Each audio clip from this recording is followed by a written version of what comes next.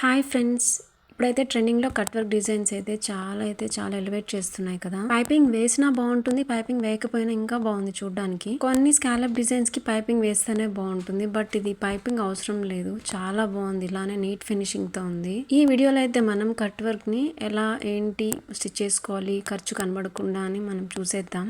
ఈ వీడియోలో hand part ని అయితే చూద్దాం. ఇప్పుడు హ్యాండ్ పార్ట్ తీసుకున్నాను కదా, అంటే మెయిన్ క్లాత్ ఇది. దీనికి లైనింగ్ ని అయితే బాటమ్ సైడ్ వేసేసి ఒక స్టిచ్ మాత్రమే వేసుకోవాలి. ఎందుకు అంటే నేను ఎండింగ్ వీడియో వరకు చూస్తే మీకు అర్థమవుతుంది ఎందుకు చెప్పాను అని.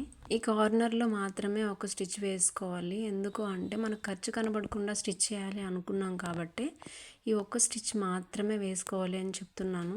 ఈ సైడ్ మాత్రమే వేసుకోవాలి. ఇలా స్టిచ్ చేసేసుకున్న తర్వాత మనం స్టిఫ్ క్లాత్ని అయితే కట్ వర్క్ లాగా మనం కట్ చేసేసుకున్నాం కదా స్కాలప్ డిజైన్ ఇచ్చి, దానికి మించి కొంచెం లైనింగ్ని తీసుకొని ఇలా మడిచి స్టిచ్ చేసుకోవాలి. ఫస్ట్ లేదు ఒక లూజ్ కుట్ ఫస్ట్ వేసేసుకొని కూడా మనం స్టిచ్ చేసుకోవచ్చు. కానీ కొన్ని క్లాత్స్ ఏంటంటే హోల్స్ పడతాయి కదా మనం విప్పేసిన తర్వాత.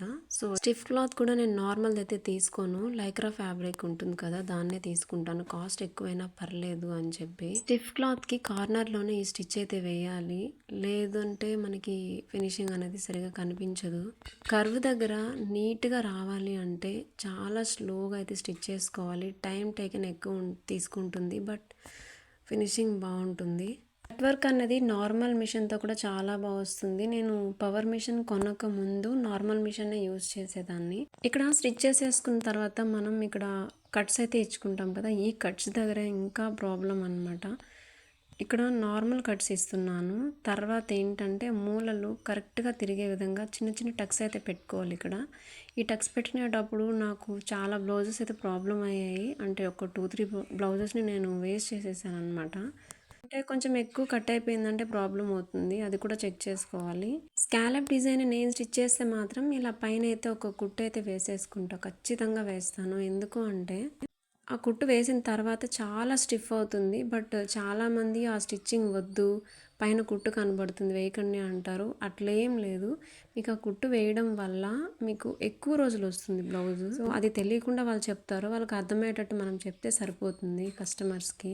ఇలా కుట్టు వేసేసుకున్న తర్వాత ఖర్చు ఉంటుంది కదా, అంటే మనం స్టిఫ్ ఫ్యాబ్రిక్ని యూజ్ చేసాం కదా, ఆ ఫ్యాబ్రిక్కి మనం ఇప్పుడు హెమ్మింగ్ వేయాలి.